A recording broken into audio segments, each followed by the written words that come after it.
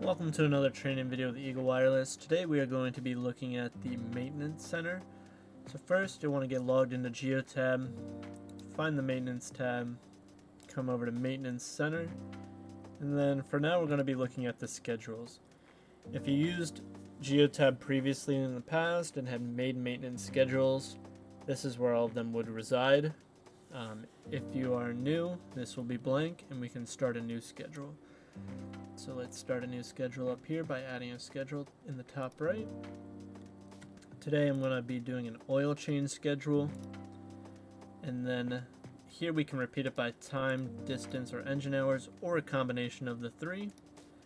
For this instance I'm only going to choose time and distance. So if I click repeats by time, there's some canned date periods in here, or I can choose custom options. I want it to repeat every 6 months or every 5,000 miles. Next we can add comments if we want to, and then we can also give reminder access to certain groups if necessary. Next we're going to come over to the second tab, choose our assets that we want to include. So for this instance I'm going to choose the Audi. From here I want to choose the last maintenance date that was scheduled. So let's say it was the oil change was done previously on the 4th, and then the odometer was 1160. Save that. If you want to create the reminder now but you don't have this information, you can always come back into the schedule, find your reminder, and then update it later. Then just hit save. For the third tab, we're going to go over to notifications, choose a notification type. So there's a few different options. We got email to user, email to group, message driver, so this would be sent via the Drive app, pop-up inside Geotab, so all three of these would be pop-ups. These would pop up here, and then a notification would be like a Facebook notification down here and just have a little red one. I'm going to choose email to user, then I'm going to choose myself, and then I can choose my trigger notification date. So how many days before due do I want to know? Maybe I want to know 5 days before due, or 100 miles. That way I can schedule it to get into the shop. Click add, and then we can add another user if need be. I'm not going to in this instance, but that option is available if you need it.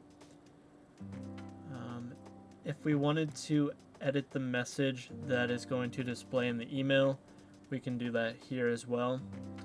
So by default it's going to be the device is due for this maintenance type in the remaining days, or distance or engine hours.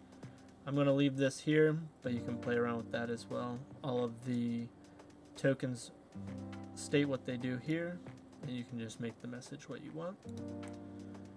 Done. And then we're just going to hit save. So now we've made a maintenance schedule for that vehicle. One thing I should let you know is you can add multiple assets under this. So if you have multiple different assets that need to get oil changes done, you can add more than one. So let's just show you what that looks like. Choose the Dodge Charger and hit save as well.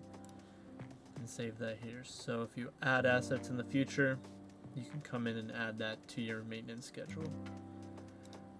Let's go to the work order management now. And now we can see that because these are scheduled, we have 2 new requests under the work order management. From here, it's due in 183 days or 5,001 miles. For this one, I'm going to click on it. We can either skip, snooze, or create a work order for this vehicle. So let's create a work order.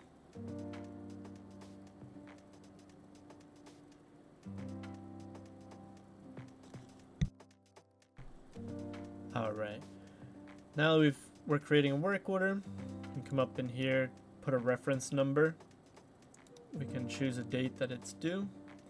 So maybe I want it due next week. We can choose a date and then a time.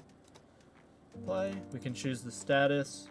So we can assign it in progress, open, on hold, so on and so forth. Choose the priority, pretty self-explanatory. We can assign it to a user, so if you have mechanics within your Geotab database, you can assign it right to them. For this instance, I'm just going to choose myself. If you have your mechanic shop set up as a zone within your database, you can choose the repair zone. And then we can also select a reason for repair. So maybe it was a breakdown, rogue call. This instance, it's preventative maintenance follow-up. And then we can select the repair class. So it was scheduled, unscheduled, or it's an emergency repair. Here it's going to give us what asset we have. So the Dodge Charger, its VIN, the engine hours, and the odometer reading currently. And then this is the job that's going to be created here. And then we can add any notes or files if need be under here. Let's click save.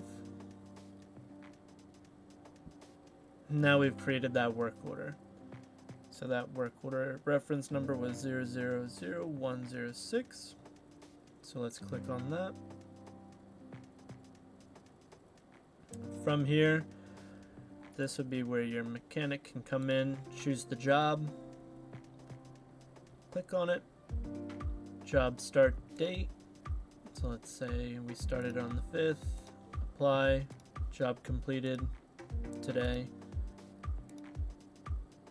Then we can choose the service work that was accomplished, performed a PM. We can select a VMRS system code. In this case, we didn't have one, so I'm not going to select it. And then we can also add any parts, cost, labor, hours of labor, shipping taxes, so on and so forth. Choose the correct currency, make any notes, and then if you have a PO that you need to attach here, you can drop that in here as well. Click save. Class scheduled.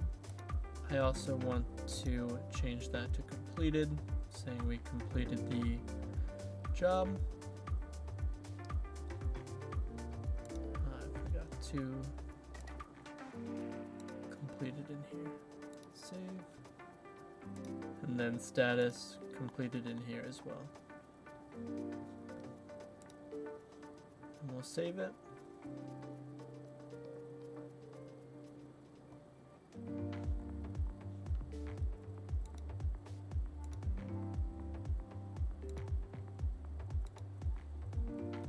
Apparently this is a required field.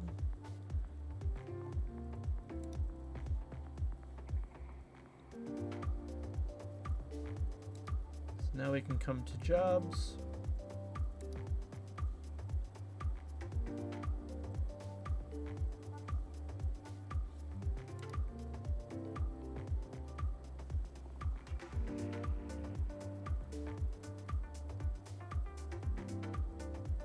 And find the work order was completed here.